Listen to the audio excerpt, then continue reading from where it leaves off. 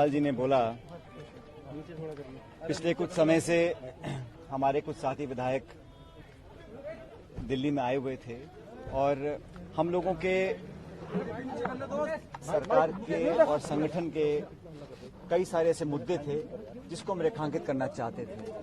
और मैंने जो इशू उठाया था, चाहे वो देशद्रोह का मुकदमा एसओजी वाला हो या हमें काम करने का जो तरीका था उसमें जो आपत्तियां थी, उन सब के बारे में हमने बताया। और मैंने शुरू से इस बात को कहा कि जो मुद्दे हैं वो सैद्धांतिक हैं और मुझे लगता था कि पार्टी के हित में उन बातों को उठाना बहुत जरूरी था।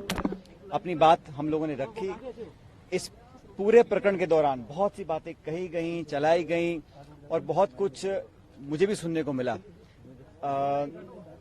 व्यक्तिगत रूप से कुछ ऐसी बातें बोली गई जो मैं समझता हूं मुझे भी आश्चर्य उन बातों पर हुआ, लेकिन मुझे लगा कि संयम और विनम्रता हमेशा बनाए रखनी चाहिए। राजनीति में व्यक्तिगत दुर्भावना की कोई जगह नहीं है।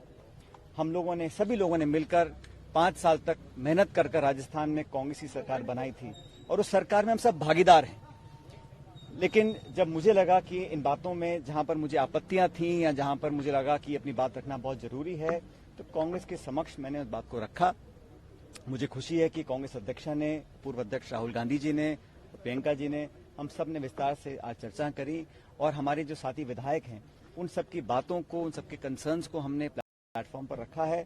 और मुझे आश्वासित भी किया गया है, मैं धन्यवाद देता हूं इस बात का, कि ये 3 सदस्य कमेटी बनकर बहुत जल्द उन तमाम मुद्दों का निराकरण करेंगे जो मुद्दे हम लोगों ने उठाए हैं। मैं फिर कहना चाहता हूं, सैद्धांतिक मुद्दे थे, गवर्नेंस के इश्यूज से जो मैं चाहता था एड्रेस हों, ताकि पार्टी और सरकार उन वादों पर खरा उतर सके जिन वादों को कर हम सत्ता में आए थे। और पार्टी पद देती है, पार्टी पद ले भी सकती है। मुझे पद की बहुत लालसा नहीं है, लेकिन मैं चाहता था जो मान सम्मान स्वाभिमान की बात हम लोगों ने करी थी वो बनी रहे। राजनीति में आज 18-20 साल से मैंने जो योगदान दिया है व्यक्तिगत रूप से पार्टी के प्रति, पार्टी भी बात को जानती है। और हमने हमेशा कोशिश करी है कि जिन लोगों ने मेहनत कर इस सरकार का निर्माण किया है उन लोगों की हिस्सेदारी, भागीदारी सुनिश्चित की जाए। मुझे खुशी है कि कांग्रेस अध्यक्षा जी ने आज जो कमेटी का गठन किया है और ये बात भी जैसे वेणुगोपाल जी ने कहा कि समयबद्ध तरीके से इन सब बातों को सुनकर इसका अच्छा निराकरण किया जाएगा। मैं समझता हूं ये एक स्वागत योग्य कदम है। इसके लिए मैं कांग्रेस अध्यक्ष का धन्यवाद देना चाहता हूं। जो आपके साथियों ने आपके बारे में बातें कही, जो व्यक्तिगत हमले किए और जो ये कहा कि बीजेपी के हाथों खेल रहे हैं आप, देखिए मैं ऐसा है आज से 1.5 साल पहले जब हम चुनाव जीतकर आए थे, उस समय हमने कांग्रेस अध्यक्ष को ये निर्णय दिया था देने के लिए कि कांग्रेस का मुख्यमंत्री कौन बनेगा।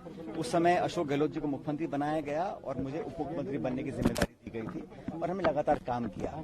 और मुझे लगा कि इन 1.5 साल में जो मेरा अनुभव रहा वो मैं कांग्रेस का आलाकमान तक लेकर जाऊं। और मैंने सारी बातें कही हैं, वो आज मैं इस प्रेस या मीडिया के माध्यम से बोलना नहीं चाहता हूं, लेकिन वो सारी बातें मैंने बताई हैं। और मुझे लगता है कि समस्या का समाधान होगा, क्योंकि जो सरकार ने और पार्टी ने वादे किए हैं वो निभाने बहुत जरूरी हैं।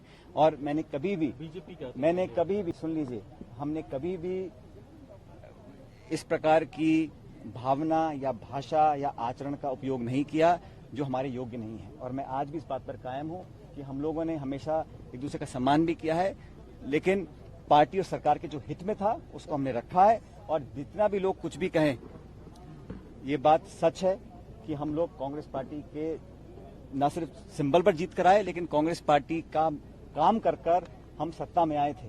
और आज हमारी जवाबदेही बनती है कि हम कैसे उन वादों को पूरा करें।